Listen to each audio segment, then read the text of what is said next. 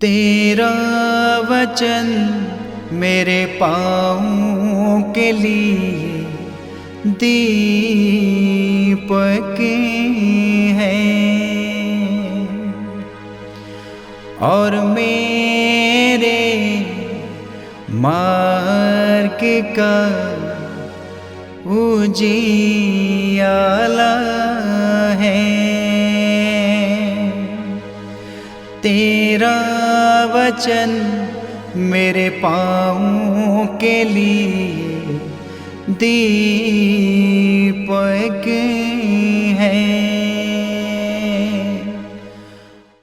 13 जनवरी पहला पाठ इब्रानियों के नाम पत्र अध्याय 4 पद संख्या 1 से 5 और 11।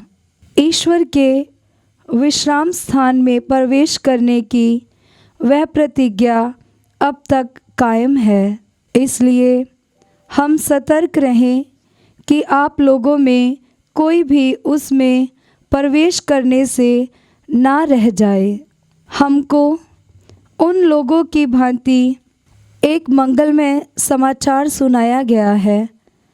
उन लोगों ने जो संदेश सुना था उन्हें उससे कोई लाभ नहीं हुआ, क्योंकि सुनने वालों में विश्वास का अभाव था। हमने विश्वास किया और इसलिए हम उस विश्राम स्थान में प्रवेश करते हैं, जिसके विषय में उसने कहा है, मैंने क्रोध होकर ये शपथ खाई, वे मेरे विश्राम स्थान में प्रवेश नहीं करेंगे। ईश्वर का कार्य तो संसार की सृष्टि के समय ही समाप्त हो गया है, क्योंकि धर्मग्रंथ 7वें दिन के विषय में ये कहता है, ईश्वर ने अपना समस्त कार्य समाप्त कर 7वें दिन विश्राम किया। और उपयुक्त उदाहरण में हम ये पढ़ते हैं, वह मेरे विश्राम स्थान में प्रवेश नहीं करेंगे। इसलिए हम उस विश्राम स्थान में प्रवेश करने का पूरा प्रयत्न करें, जिससे कोई भी उन लोगों के अविश्वास का अनुसरण करता हुआ उससे वंचित ना हो। ये प्रभु की वाणी है। ईश्वर को धन्यवाद। भजन अनुवाक्य। ईश्वर के महान कार्य कभी ना भुलाओ। ईश्वर के महान कार्य कभी ना भुलाओ। प्रभु की महिमा, उसका सामर्थ्य और उसके किए हुए चमत्कार, ये सब हमने सुना और जान लिया है। हमारे पूर्वजों ने हमें बताया है। हम आने वाली पीढ़ी को ये सब बताएंगे। अनुवाक्य। ईश्वर के महान कार्य कभी ना भुलाओ। आने वाली पीढ़ी भी अपने पुत्रों को बताएं, जिससे वे प्रभु पर भरोसा रखें। ईश्वर के महान कार्य कभी ना भुलाएं और उसकी सभी आज्ञाओं का पालन करें। अनुवाक्य। ईश्वर के महान कार्य कभी ना भुलाओ। वे अपने पुरखों की तरह ना बने। वह एक हठीली और विद्रोही पीढ़ी थी।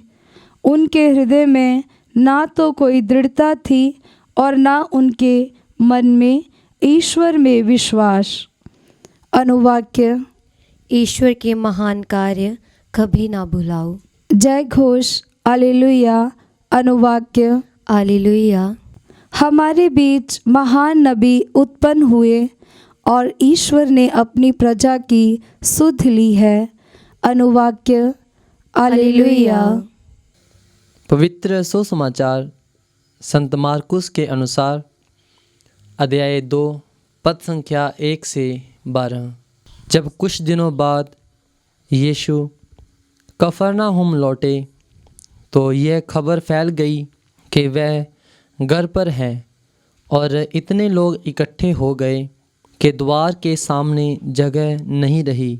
यीशु उन्हें सुसमाचार सुना ही रहे थे कि कुछ लोग एक अधरंगी रोगी को 4 आदमियों से उठवाकर उनके पास ले आए।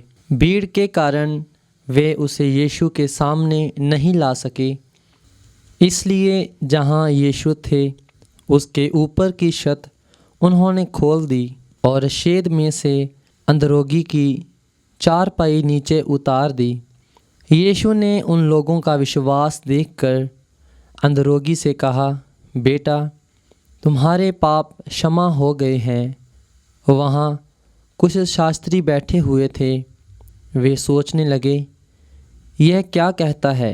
यह ईर्ष्या निंदा करता है।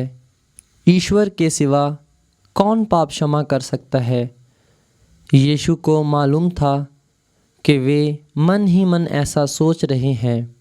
उन्होंने शास्त्रियों से कहा, मन ही मन क्या सोच रहे हो?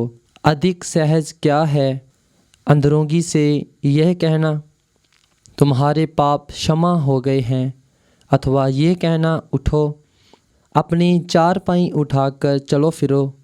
परंतु इसलिए कि तुम लोग यह जान लो कि मानव पुत्र को पृथ्वी पर क्षमा करने का अधिकार मिला है। वह अंदरोगी से बोले, मैं तुमसे कहता हूँ, उठो और अपनी चारपाई उठाकर घर जाओ। वह उठ खड़ा हुआ और चारपाई उठाकर तुरंत सबों के देखते देखते बाहर चला गया। सबके सब बड़े अचंभे में पड़ गए और यह कहकर ईश्वर की स्तुति करने लगे, ऐसा चमत्कार हमने कभी देखा नहीं। यह प्रभु का पवित्र सुसमाचार है। ख्रीस्त की जय।